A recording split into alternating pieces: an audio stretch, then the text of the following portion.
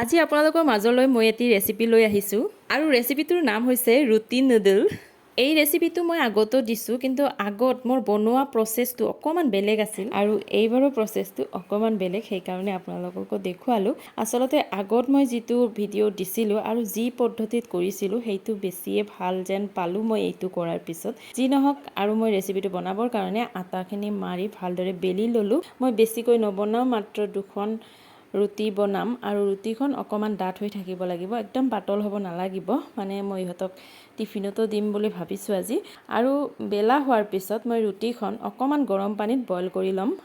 আৰু এয়া মোৰ ৰুটিখন বইল কৰা হৈ গ'ল আৰু পানীখিনিত অকণমান ৰিফাইন দিলে বেছি ভাল হয় যেনিবা। কিন্তু দুৰ্ভাগ্যবশতঃ মই আজি পানীত ৰিফাইন দিবলৈ পাহৰি গৈছিলোঁ। যি নহওক, মই এতিয়া নুডল আকাৰত মিহি মিহিকৈ কাটি ল'ম।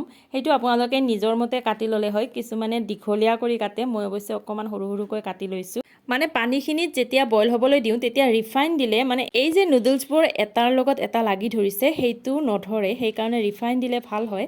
আৰু লগতে মই নুডলৰ লগত দিবৰ কাৰণে অকণমান আলু ভাজিম, তাৰ বাবে মই কেৰাহীটো উঠাই দিলোঁ। মিঠাতেল অকণমান দিলোঁ, গৰম হোৱাৰ পিছত পিঁয়াজ দিলোঁ আৰু হালধি আৰু অকণমান নিমখ দি আলুখিনি আগতে ভাজি ল'ম। কাৰণ অকল ৰুটিখিনি মানে নুডল আকাৰত ভাজিলে ভাল নালাগিব, নহয়নে বাৰু? গতিকে আলু অকণমান দিলে ভাল লাগিব। আৰু ইচ্ছা কৰিলে আপোনালোকে ইয়াত মেগী মছলাও দিব পাৰে, কিন্তু মই মছলা পাতি একো দিয়া নাই, একদম চিম্পুল বনাম বুলিয়ে মই এনেদৰে বনাইছোঁ। আচলতে ৰুটিৰ লগত আলু ভাজি খাই যেনেকুৱা লাগে ঠিক তেনেকুৱাই লাগে যেনিবা, কিন্তু কেতিয়াবা ল'ৰা ছোৱালীয়ে মানে অকণমান বেলেগ ধৰণে বনাই দিলে খাই ভাল পায়, নহয়নে বাৰু?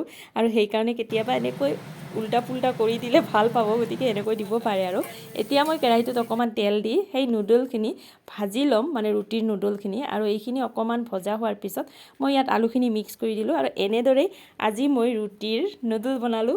দেখিবলৈ সিমান এটা ভাল হোৱা নাই, কিন্তু খাবলৈ বহুত বেছি টেষ্টি হৈছিল। গতিকে আজিৰ ভিডিঅ'টো ইমানেই। ভিডিঅ'টো চাই আপোনালোকে কেনেকুৱা পালে জনাবলৈ নাপাহৰিব। যদি ভাল লাগিল লাইক এটা কৰি দিব। আজিলৈ আহিলোঁ, বাই বাই।